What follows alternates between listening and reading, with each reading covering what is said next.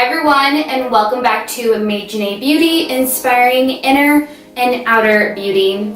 So today's video is going to be about how I made a side income by selling vintage on Etsy and how you can too.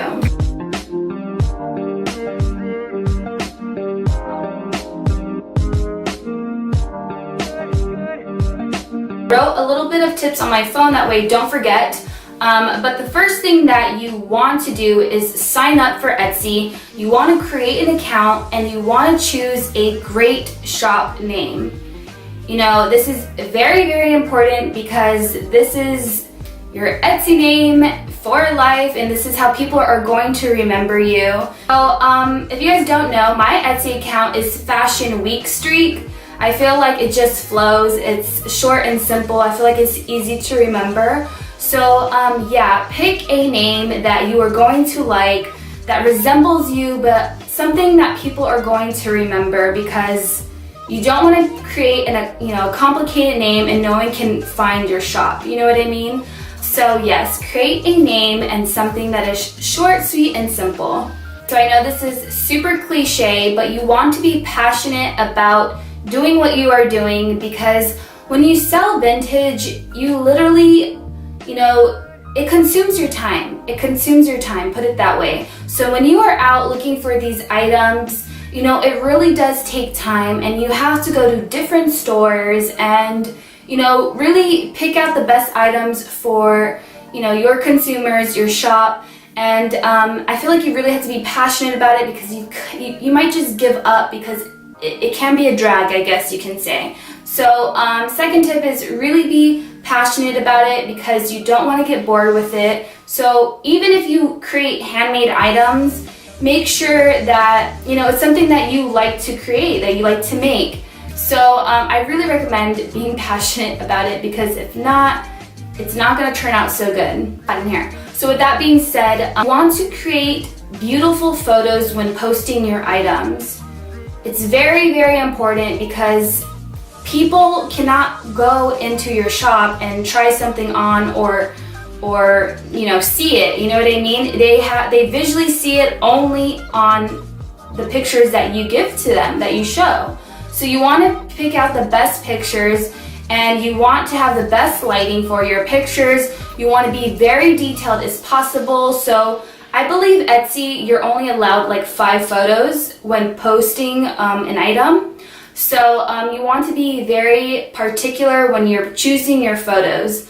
So if there's any damage on the dress, you want to take a picture of that, because it's very important, because it is vintage and sometimes there is wear and tear on vintage clothing. So you want to basically have a disclaimer out, and you want to tell the person that there is something damaged to the dress or something. You want to show the detailing, whether it is the buttons or, the side zipper, something. You just want to be very detailed as much as possible. You want to have, very detailed descriptions, such as the label, the size, the measurements, the fabric.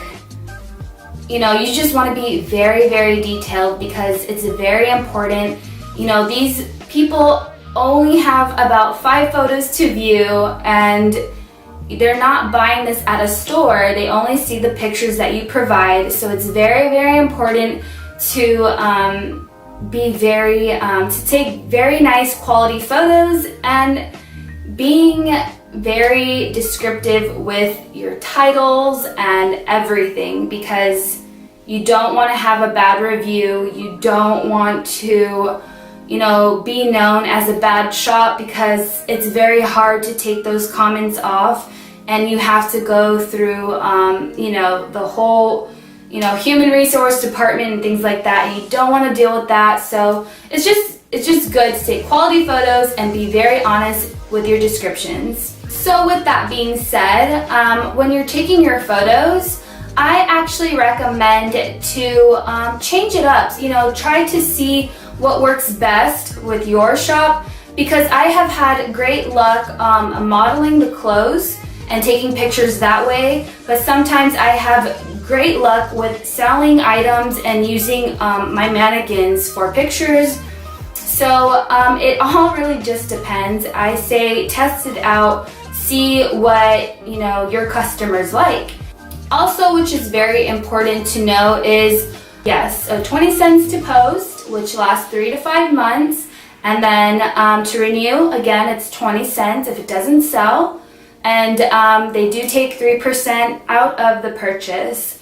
So just so you're aware, that's how it works. Because you can sell your items if you do take quality photos and take all these other steps. I mean, it is very possible to sell an item, you guys. I remember when I first started Etsy, I had this dress that I posted, and honestly, I was very, very new at this. I did not know what I was doing, but I did not know that the dress would actually sell. I thought the dress was okay, but it wasn't great quality. It was great, but I personally didn't think it was going to sell. Well, you guys, my dress ended up selling within, I want to say, less than a month. And my dress sold, and I didn't think it was going to sell. So don't let anything really hesitate you. I mean, yes, you want to pick your best top items to put on your... my camera ended up cutting off. But anyways, so do not let anything hesitate you to post an item, because you just never know what's going to sell. However, yes, you do want to pick your best items to post on your site because it is a reflection of you. But you just never know what's going to sell, because I had a dress that I posted up and it sold, and I really didn't think I was going to sell it. And that was just the very beginning of me having the Etsy account, my shop open. But yeah, that was a great experience because I would have never known if I would have never posted it. So yeah, you just never know, you guys. I mean, just trust your gut, post it if you think it might sell, and just go with your gut. Just go with your gut. Another recommendation when it comes to pricing your item is always when you're pricing an item, always consider your value, okay? You need to remember that people pay for your customer service, and it will cost a little bit more because you are the one that's doing all the work. They just have the enjoyment of being home and ordering the item. So, instead of them going to the mall or to a vintage shop, you're doing all the hard work and for looking for this significant piece. And you drive your car out there, it takes mileage and it takes time. Sometimes you will not find a great vintage item in a day. Sometimes it will be the next day, or sometimes it will take a couple of hours just to find that perfect piece. So please, please, please, when you are doing your pricing, consider your value, consider your time, your mileage, consider really doing research on the actual vintage item, because you will be surprised how much it's actually worth, okay?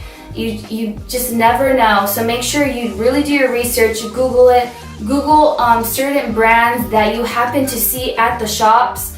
Sometimes I always take my phone, not sometimes, I always take my phone when I go to a vintage shop or a thrift store, because sometimes I'm unaware of a brand, so I will hurry up and look up and research the brand to see if it actually is a great known brand.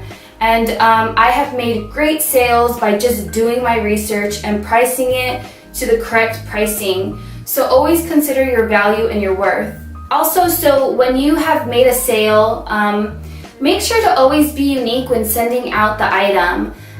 What I personally do is I like to wrap it up in pretty wrapping paper, and usually I will leave a handwritten note with my customer and let them know how much I appreciate them and how happy they will be with their item. I also ask if they could leave a review if they have the time to do so. I never put pressure on anyone, but I always ask them if they have time, if they could please leave a review on my service and on the item, how they liked it. And I always ask them to consider please putting 5 stars, because obviously it's good for your shop You want to have the most reviews and the most, stars, because it's going to dictate how your shop is, and people are going to want to buy more from you just by seeing those reviews. So, and I'm the same way, for example, when I'm gonna go eat somewhere, or, I wanna go to a certain shop or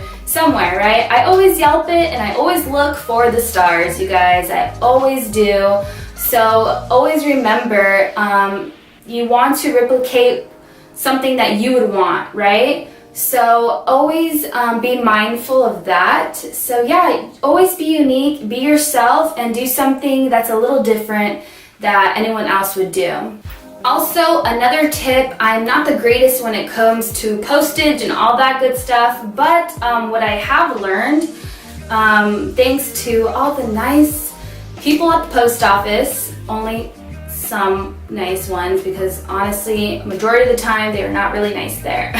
But luckily, I've met some really amazing people at the post office. Anyways, so usually I sell dresses on my shop. So if you happen to sell dresses, this will be a great tip for you. I usually get the free white envelope cushioned postage. And that is amazing, you guys, because first of all, it's free, okay? It's free. You don't have to pay for the actual envelope. The post office provides it. You just need to ask for it. And it's $6 something to mail out to your customer. And it doesn't go by weight or nothing like that. So whatever fits in the envelope, it's only $6.75, I want to say. So $6.75 for shipping a beautiful dress, and you can fit as much as you want in there. It just has to fit in the envelope, and it's a pretty big envelope. It's not too small. I want to say it's like a medium, large size envelope. I don't know. I don't know exactly how big it is, but it's great. So if you're a first timer and you're selling any piece of clothing, I highly recommend asking for the white cushioned envelopes that are free. Make sure to say that, because sometimes they won't want to help you out there, okay? So yeah, it is about $6.75, I want to say. And so right there you will know how much to charge your customer for shipping. So yeah, I usually charge my customers about $7 for shipping, because when you round it up, that's how much it costs. So that is one tip that I can provide you with. I still need to learn about shoes and other bigger items, because I'm not the greatest when it comes to postage. I'm still learning all that stuff. But I think they actually do provide free shoe boxes as well. So if you are selling shoes, I would highly recommend to ask for those free shoe boxes. I don't know if that actually has coverage though, I'm not sure. Sometimes you have to pay extra for your insurance coverage in case it gets lost. But yes, another great thing too with those envelopes, I believe it has $50 coverage. So if it gets lost, you will get $50 back, guaranteed. So that is why I love those white envelope cushioned envelopes, okay? So do it, you guys. You will not regret that. But yeah, those are my tips on how to become successful on YouTube and make a side income. I've had great experiences. It's been such a journey. I haven't sold anything recently. I haven't been posting anything up. It's actually been quite a while, but I'm going to be getting back into the rhythm of things, and I'm going to start selling again. And it's a great site. I've had great experiences with Etsy, so I highly recommend it. And yeah, if you like this video, please go ahead and give this video a thumbs up. I would truly appreciate it. I know a lot of you guys have been asking for this video, so I made sure to do this. But yeah, so thank you so much again, and I will see you guys in my next video. Mwah!